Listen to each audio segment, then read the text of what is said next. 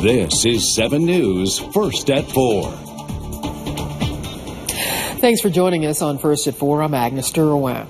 It was a high noon shootout in Lake Charles today, a case of apparent road rage turning into a shooting. KPLC's Randall Cam is live with more. And Randall, where did this happen? What happened right at noon today, we are right off I-210 at exit 8, and it was a wild scene out here with as many as 11 shots fired. An altercation erupting between two drivers that ended when the vehicles collided with each other. At least one of the drivers opened fire into the back of the other man's car. He was hit by at least one bullet and taken to a local hospital with non-life-threatening injuries. Witnesses now describing what they saw. The dude that was in a white car had got shot, and he drove to the Taylor Street, pulled in, and he got out the car, and we seen that he had a bullet hole and blood all over his clothes. And so he got out the car, and the police showed up, and that's about what happened. The detectives are still in the process of interviewing both drivers and witnesses, but right now no arrests have been made, and police tell us their investigation is ongoing. So for now, we're live in Lake Charles. At your service, I'm Randall Cam, KPLC 7 News. And thanks to Randall for that report. And so far, so good as far as rain in our area. What's coming, Wade? Well, it's going to start arriving very, very shortly. Agnes already watching some rain on 7 Storm Vision HD. Let's take a closer view with the radar. If we can, go ahead and pull up the radar, and we'll show you what's going on outside. Let's put the radar into motion. Rain is moving from west to east. I will say, unfortunately, we're having some communications issues with the National Weather Service radar here in Lake Charles. We're having to rely on the Fort Polk radar. Thankfully, we do have 2 radars in the area, so good news there. A line of rain just to the west of the DeRidder-Singer area. This is moving east, could be producing some gusty winds, 30, 40 miles per hour. That's going to cross the Sabine very shortly. Elsewhere, there's a broken line of rain, basically from Shreveport all the way down to the Houston area, that will be working its way to the east. So rain chances will keep them at about 60% now through 7 this evening, then quickly tapering off as that front moves through. That does mean some of those high school football games this evening. If you're going out there, take a raincoat. I'll have more on that forecast in a few minutes, Agnes. All right. Thanks a lot to you, Wade. Authorities say the shooting on Southern University campus last night happened during an attempted robbery. The Baton Rouge Police Department says 20-year-old Larry McCrae was arrested in connection with the shooting that left a 19-year-old man in critical condition. The victim's name has not been released. Following last night's shooting, university officials issued school-wide alert, and the campus was placed on lockdown, which was lifted earlier today. Authorities continue to investigate the shooting and are looking into the possible involvement of 2 or 3 other suspects. McCrae has been charged with attempted first-degree murder. Governor John Bel Edwards has agreed to delay budget cuts for another month. His administration is updating state lawmakers today on plans to deal with a $300 million budget deficit. Louisiana's public colleges face an $18 million funding cut to help close the state budget deficit. The governor also proposing delaying $152 million in Medicaid payments to health care providers until the next fiscal year. He's also considering refinancing state debt, an effort to save money on interest rates. Now, Louisiana refinanced its debt earlier this year to generate quick cash. At that time, the state's financial advisor recommended against doing the same maneuver again. It's a Traffic Incident Management Awareness Week, and it's highlighted by the Move Over Law. The goal of this week is to remind drivers of the dangers emergency responders face when they are responding to incidents, and to remind responders to be vigilant of emergency responders on Louisiana's highways. And law enforcement discussed the importance of motorists obeying the Move Over Law when approaching those emergency vehicles. Even though the law has been enforced since 2008, over 70% of Americans do not comply. We've had over 200 police officers die after being struck by vehicles since 1999 in our country. And that's just police officers. That doesn't count other first responders, our firefighters, our paramedics. A lot of this could be averted if people would simply move over. Penalties for motorists that fail to comply to the Move Over Law include a $200 fine plus court cost. The FBI is now involved in the search for a missing newborn in Wichita, Kansas. Authorities say Sofia Victoria Gonzalez, Abarca's mother, was shot to death sometime yesterday afternoon at their apartment. Her boyfriend called police when he came home from work and found her dead. Police are interviewing friends and family, but so far there are no leads and no suspects. Police say they have been in contact with Sofia's father, but he's not considered a suspect nor a person of interest at this time. A 2-year-old's birthday turns deadly in Tennessee. One person is dead and 7 others, including a 6-year-old, were shot while celebrating last night in the town of Dyersburg. The mother of the birthday child, 21-year-old Shanice Amerson, was killed in the incident. Police made an arrest in the case overnight and say they feel confident the suspect, Torius Russell, was the only person responsible for the shooting. All the shooting victims except the 6-year-old have been released from the hospital. Check this out. Some crazy video of a fire at a pallet yard in Paris, California this morning. It quickly burned about 2 acres before it was contained around 6 a.m. Firefighters also reported multiple explosions from propane within the compound. According to fire officials, no one was hurt. The cause is unknown. President Obama has concluded his final official visit to Germany and is en route to Peru after meeting with European leaders. Chris Jansing reports. The meeting between President Obama and EU leaders produced something significant, a unanimous decision, we are told, to continue sanctions against Russia for its intervention in Ukraine. There has been a lot of concern here that Donald Trump will get much closer to Vladimir Putin, and this a clear and decisive message to him about exactly what Europe is thinking. But that's not all that's on their mind. They talked about ISIS, the Iran nuclear deal, the Paris climate agreement, and, of course, trade. What is known as TTIP here, considered to be dead. Angela Merkel said that yesterday. And as the president heads to Peru to talk with leaders of the APEC, the Asia Pacific nations, it's the same thing. Another big trade deal that is going to go away because of the change in this administration. So once again, the president will find himself in a position of trying to calm the nerves with the message that he's been sending all along: give the president-elect a chance. I'm Chris Jansing with the president in Berlin. Back to you. Donald Trump's transition team announced the names for 3 high-profile positions in the future administration today. The president-elect's transition team has announced that Kansas Representative Mike Pompeo has been named head of the CIA and former military intelligence chief Michael Flynn as national security advisor, while Senator Jeff Sessions has been tapped for attorney general. New York Attorney General Eric Schneiderman says his lawsuit and 2 others against Trump University will be settled for $25 million. The suits had alleged that Trump University failed to deliver the quality real estate investing education it promised. The settlement also covers 2 class action suits filed in California. The Zika virus outbreak is no longer an international public health emergency. The World Health Organization issued that declaration today. This does not mean Zika may not be a problem in some areas, but on a global level, the spread of Zika is under control. Zika is spread mostly by infected mosquitoes and can cause birth defects in unborn children. The World Health Organization says it will now create a technical committee to handle Zika research and efforts going forward. Right now, there is no vaccine or medicine to treat Zika. Coming up next, Wade has your full First Alert forecast. Stay with us. From the 7 Storm Team, your First Alert weather with Chief Meteorologist Wade Hampton. Well, good afternoon to you. The forecast pretty much right on track from what I told you yesterday. I expected then that the rain would arrive sometime between 3 and 9 p.m. And here it is, 4 o'clock, and rain just beginning to cross the Sabine River. In fact, we've already seen some showers across Vernon Parish a little earlier this afternoon within the last hour or so. As you can kind of see here, everything's basically moving from west to east. So if you look on the radar and you see rain to your west, or you see darker skies to the west, yeah, that's heading in your direction. Let's track a couple of these showers that are ongoing. There's not much affecting Louisiana at this time, but these are just beginning to cross the Sabine River from Maryville down toward the Bancroft area. Any one of these areas of rain, not just this one I'm zoomed in on, but any of them that may be moving across the area within the next few hours, certainly capable of producing gusty winds, upwards 30, maybe 40 mile per hour gusts at times. Other than that, the severe weather threat looks very, very limited, but certainly don't want to say there's no chance of severe weather. The real issue is going to be, 1, the rainfall and those gusty winds I mentioned, and of course that Lightning. Please be careful out there. I know there are some high school football games scheduled for this evening. Remember the rule with lightning. It's been a while since we've dealt with thunderstorms.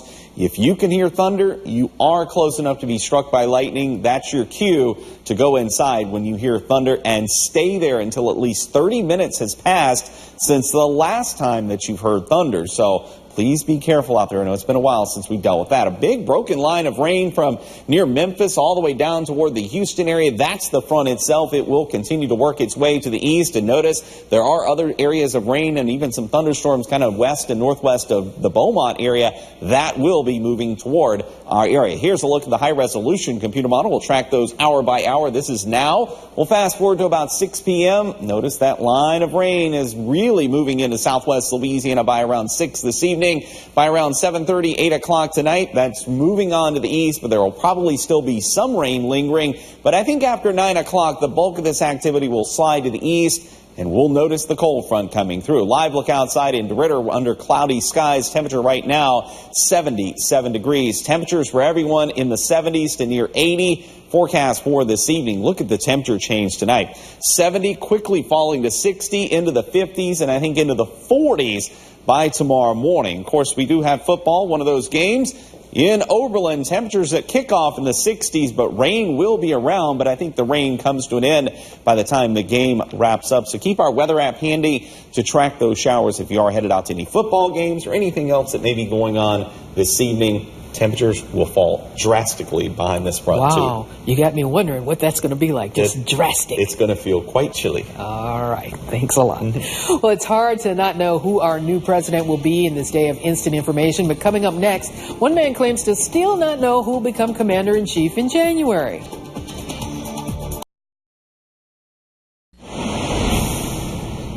Well, it's mostly good news on this Friday as far as traffic is concerned. The Waze traffic app not really showing us any issues from the Sabine River all the way into Jeff Davis Parish on Interstate 10. Although it does look like traffic might be moving slow approaching the bridge on the Westlake side. But as you can see here, it is moving. But please remember, there is rain approaching, so use caution if it is raining. Agnes? All right, thanks a lot there, Wade. The 24th annual Mistletoe and Moss Holiday Market is open at the Lake Charles Civic Center. KPLC's Erica Bivens is standing by with a preview. And Erica, what can you tell us? Yeah, if you're looking to knock out a little bit of Christmas shopping early, well, this is your perfect opportunity to do that. Joining me now is Julie Estee McDonough with the Junior League of Lake Charles. So what is Mistletoe and Moss? Hi. Well, Mistletoe and Moss is the largest fundraiser that we currently have for the Junior League of Lake Charles. And since its inception in 1993, we've given over $1 million back to the Lake Charles community. Wow. And what can people check out here? Because there's a lot of vendors and booths set up. Oh, yes. We have a variety. We have food booths. We have clothing, Christmas gifts, home decor. Pretty much anything you have on your list, you can probably get at Mistletoe and Moss. Absolutely. And this is the 24th annual, right? Yes, this is the 24th annual Mistletoe and Moss. And the proceeds that we make go back into our programs, which contribute to our community. So every dollar you spend at Mistletoe and Moss helps your community. Perfect. And the doors are open until 8 o'clock this evening? Yes, they're open until 8 o'clock tonight. We have our Ladies' Night event from 5 o'clock until 8 o'clock tonight with champagne cocktails and catering and 10% off. And we also have general admission tickets for $10. Perfect. And then tomorrow is Santa. Tomorrow is Santa. Okay, thank you so much, Julie, for the information. If you're looking to, again, knock out that Christmas shopping about a month ahead of time, well, head on down here to the Lake Charles Civic Center. We have hours and ticket information posted at kplctv.com. For now, at your service live from Lake Charles, I'm Erica Bivens, KPLC 7 News.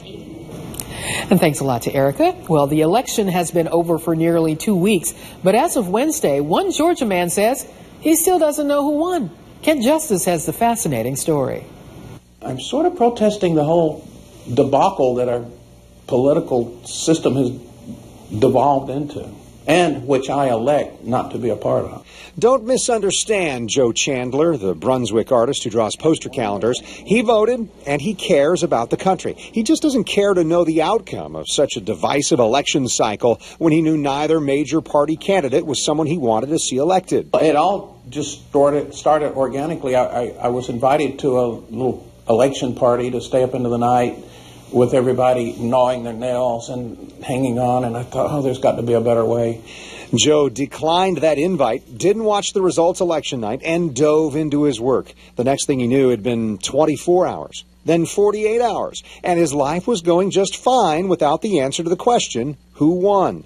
I've kind of found the center of the cyclone. It's very peaceful in my little bubble of ignorance. And being an artist and a writer, I've gotten a ton of creative work done. Chandler says he didn't plan a protest like this, so he doesn't know how he wants to end it. But the end is coming, whether it's an accidental disclosure running into someone at the grocery store. But the next words out of that person's mouth could have been, can you believe he won? Can you believe she won? It could all boil down to a pronoun. Or simply to re-enter the world on a more normal basis. I'll tell you this, and I probably wouldn't have said this 3 days ago. I'm starting to go a little stir crazy. I don't know how much longer I can go on with this. I'm kind of ravenous for contact with another human being, even a fist bump or something.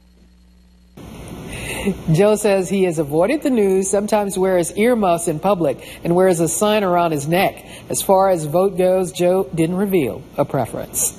Coming up next, a grandmother becomes a social media sensation after inviting a complete stranger to Thanksgiving dinner. And one of pop culture's biggest icons hits a milestone today.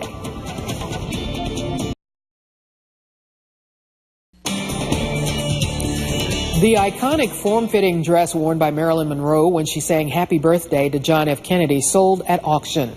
Ripley's Believe It or Not purchased the iconic dress for $4.8 million at an auction in Los Angeles last night. The dress originally cost $12,000 when it was made in 1962 and was so tight Monroe was literally sewn into it. Monroe wore the dress when she sang a breathy Happy Birthday to President Kennedy at a Madison Square Garden fundraiser on May 19, 1962. Just 3 months before she died. Happy birthday, Mickey Mouse. The world's most famous mouse is 88 years old and plans to celebrate in style. There will be parades and parties at all the Disney parks around the world. Mickey Mouse first appeared in Steamboat Willie in 1928. A woman in Arizona has invited a complete stranger to her Thanksgiving dinner. Amanda Goodman reports it all started with a phone number mix-up and eventually made her a Twitter sensation. I was stunned. And tonight, Wanda Dench, a.k.a. Thanksgiving Grandma, is still trying to process how she became a Twitter sensation. It all started with the best of intentions, a group text to her grandsons. So I said, basically, Thanksgiving, my house, this date, time, let me know if you're going to come. I got a text from, who is this? And I said, it's Grandma.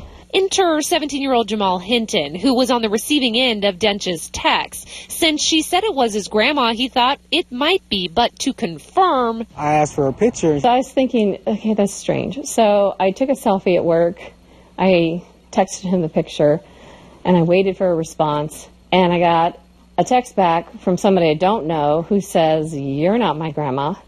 But can I still have a plate? Once the embarrassment of texting a complete stranger had subsided, she decided to respond. So I just went with my gut and I said, sure, grandmas feed everybody. Hinton posted the exchange on Twitter on Monday, and that was that, or so he thought. It's since exploded, and so has Dench's phone. So it's just a bunch of people. Can I get a plate? Hey, Grandma, can I get a plate? Tonight, she had a chance to meet Hinton, thanks to the help of her other grandson. I'm Wanda, to be exact. Hi. I'm Jamal. How are you? And that offer to get a plate, well, it still stands. Hinton accepted the invitation, and he's expected to be at Dench's house on Thanksgiving. Coming up next, Wade, is a final look at the chilly weekend weather. And McDonald's is going from fast food to upscale. We'll explain when we come back.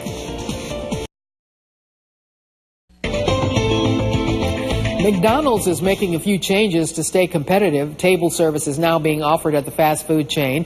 McDonald's is also rolling out touchscreen ordering and mobile pay options. Changes are already showing up at locations in Florida, New York, and California.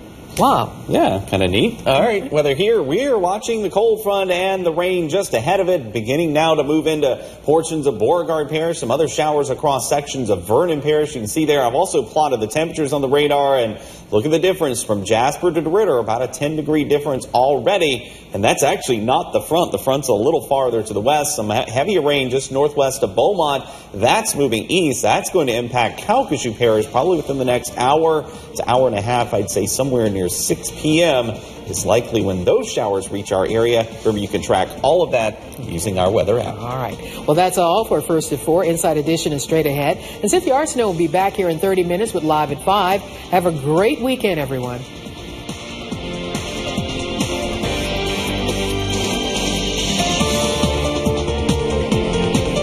Get your news on the go. Download the free KPLC News and Weather apps. Search KPLC in your app store today. Sponsored by C&C Home Appliances.